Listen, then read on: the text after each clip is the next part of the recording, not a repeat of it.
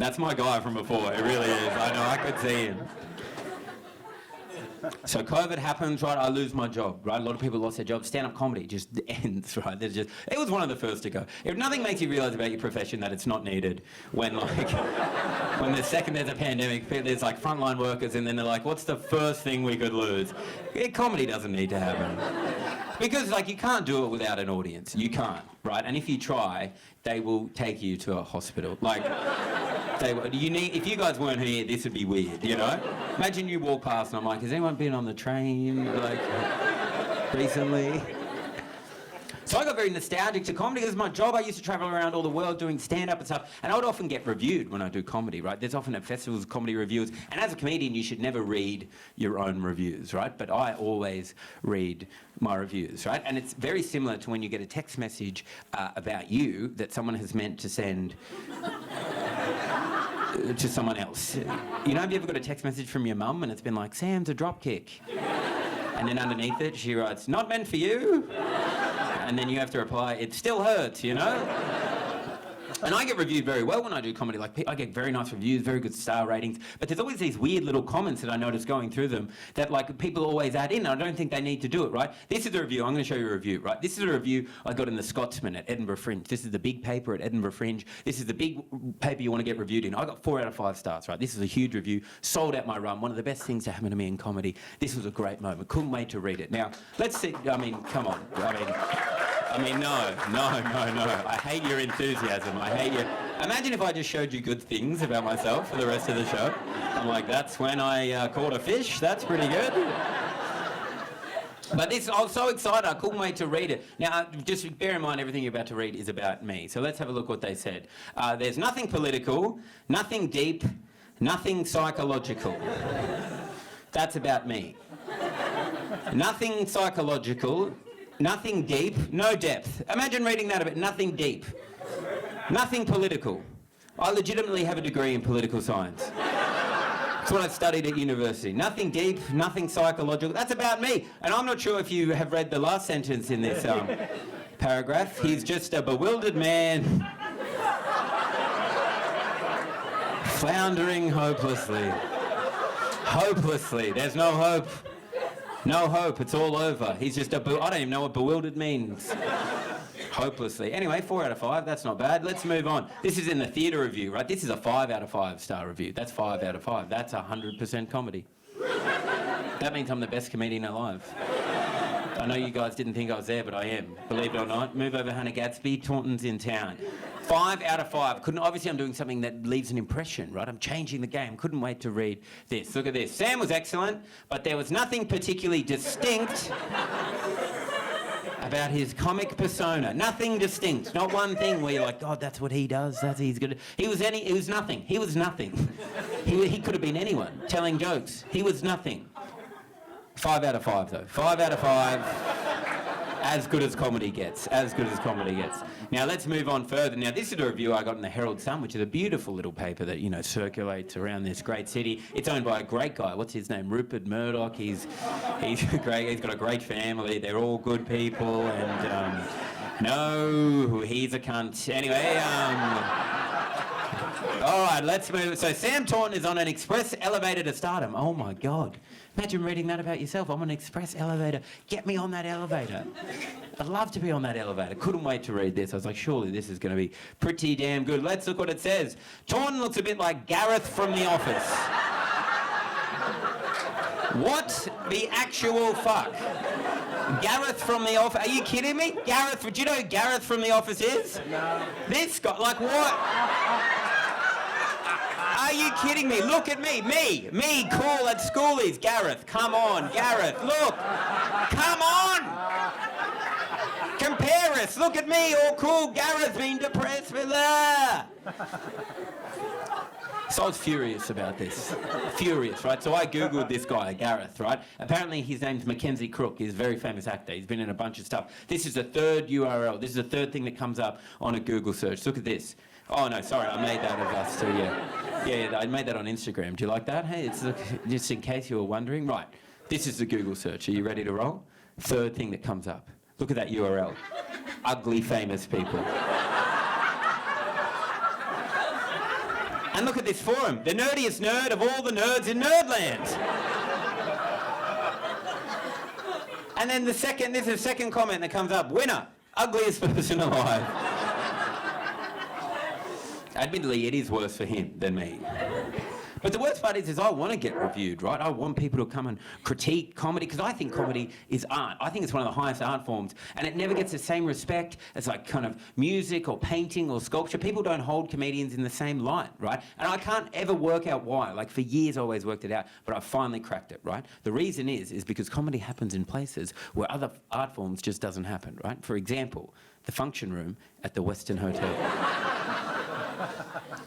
So my diary gets cleared in 2020. All my gigs cancelled, right? When it comes back, I have to take any show I can get. Any show I can get. I get offered a gig at a Holden car dealership. Yeah.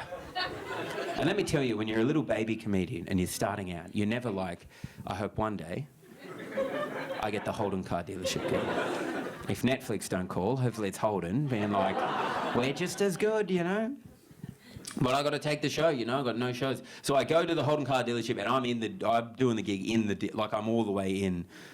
I'm in the you know. I thought I was mad, but so no, I'm in there, you know. Like there's a car, like I'm performing between two cars. Like there's a Commodore there and a Commodore there. Like it looked like I was performing in traffic.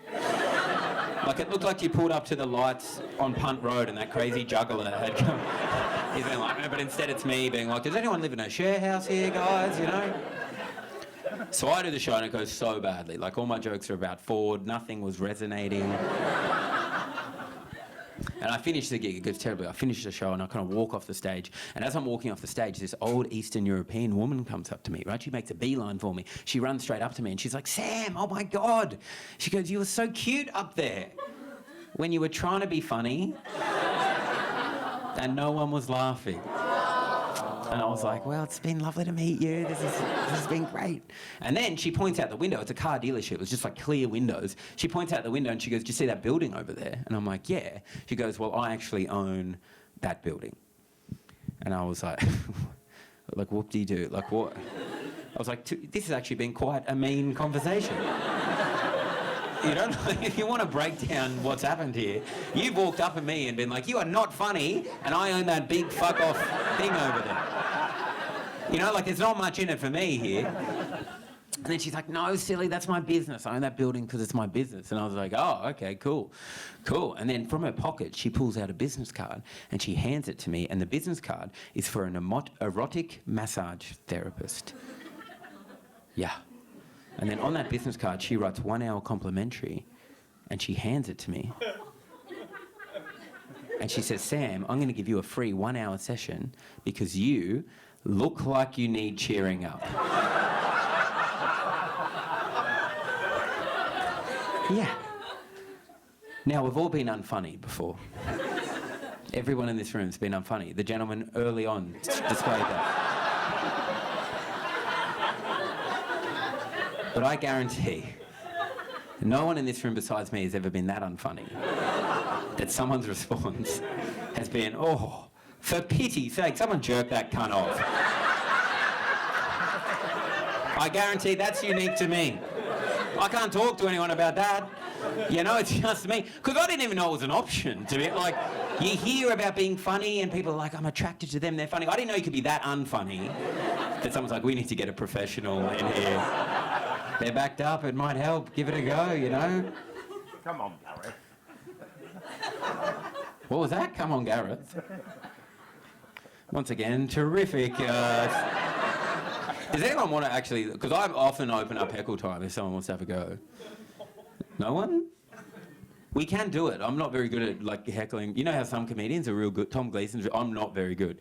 So like you could just say something and ruin me if you want to have a go. Do you know what I mean? Like, so does everyone want to have a go? Like, it would be fun if I just burst into tears and then like leave, and then someone here has to finish the show. They're like, well, I think he was going to talk about this. So if you, no, does anyone want to have a go? See, I'm not serious. Like, it would be a bit of fun. We love you. Damn it! I wanted you to say something mean. I don't love you. No, see now, because he loved me, and anyway, no, look. Anyway, back to it, I guess. Back to the fucking boring prepared shit.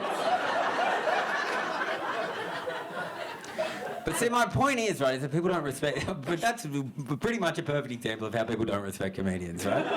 They don't. Any other artists, people think they're amazing, they're brilliant, right? I'll give you an example, right? About a decade ago, I was at a Sydney Swans football game in Sydney, right? Because that is where they live, right? And at halftime, still to this day, I don't know why this happened because it wasn't advertised, but the American rock band Train turned up to play a few songs, right? Now, if you don't know the American rock band Train, they've got one of the best songs of all time. Truly, they do. It's called Drops of Jupiter. Certified banger. Nothing better than that. If you don't know it, it goes like this. It goes, now that she's back in the atmosphere with drops of Jupiter in her hair, yeah, yeah, yeah, yeah. Okay, now every other night, the audience has joined in, like... This is a weird crowd tonight, a weird audience. Just leaving me up here, all right? But that's a great song, right? So American rock band Train turns up, and everyone's like, this is weird. They weren't advertised, right? So at halftime, they rock out. They turn up, they're like, hey, we're going to play a few songs. Everyone's like, oh my God, Train's here, right? This is crazy. They launch into Drops of Jupiter. The crowd goes nuts, right? People are going crazy. They're singing. There's a lot of mums getting up on the chairs doing that weird kind of mum dance, you know? They're like, now that she's back in the atmosphere with drops. They're doing that weird hand twirl. They're like, now that she's back in the Drops of Jupiter. There's a lot of dads doing the dad foot tap, being like, not a bad beat, eh? It's American rock. It's not bad, eh? You can feel it through the ground. I saw a small boy hug his older brother. It was beautiful. It was beautiful, right? They finished Drops of Jupiter. Everyone's clapping. They're like, that's great. They say, we're going to play our next smash hit single. It's called Hey Soul Sister. Everyone's like, pooh, not as good as Drops of Jupiter. Not many things can be. That's okay, right? They launch into it. Everyone's polite. They're kind of listening along. Everyone's like, this is pretty good. This is pretty good. Not bad, right? They finish it. Everyone's like, how good was that? The American rock band Train played at the football. What a great day for all of us, right? Everyone's going back to their food and their drinks. All of a sudden, the lead singer of Train throws us all a curveball. He gets back on the mic. He says, Sydney, we've got one more song to play. And a hush goes around the Sydney cricket ground. Everyone's like, what the fuck are they going to play? They've used it all up. Everyone starts panicking. They're looking around and being like, what are they going to play? What are they going to... We're not going to play. And I swear to God, this is 100% true, the lead singer leaned back into the mic and said, Sydney, you've been awesome. And they launched straight back into Drops of Jupiter. They played the same song twice in a 3-song set! 66% of the time they were playing the same song. Unacceptable. And it wasn't a medley. I don't want you guys to be like, there was a one song they wedged in a bit of hate. No. There was a set list. I reckon they tried other options.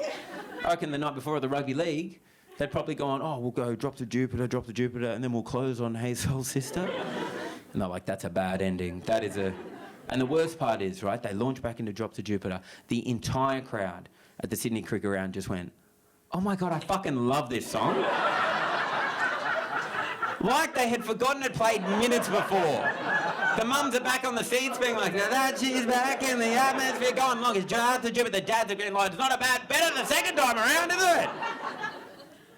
But if I did that imagine I get to the end of this show, I'm like, thanks for coming out. Anyway, I was at McDonald's drive-thru the other day. Jessica, one large Big Mac meal. You'd be like, it needs ending. Needs an ending. Needs an ending.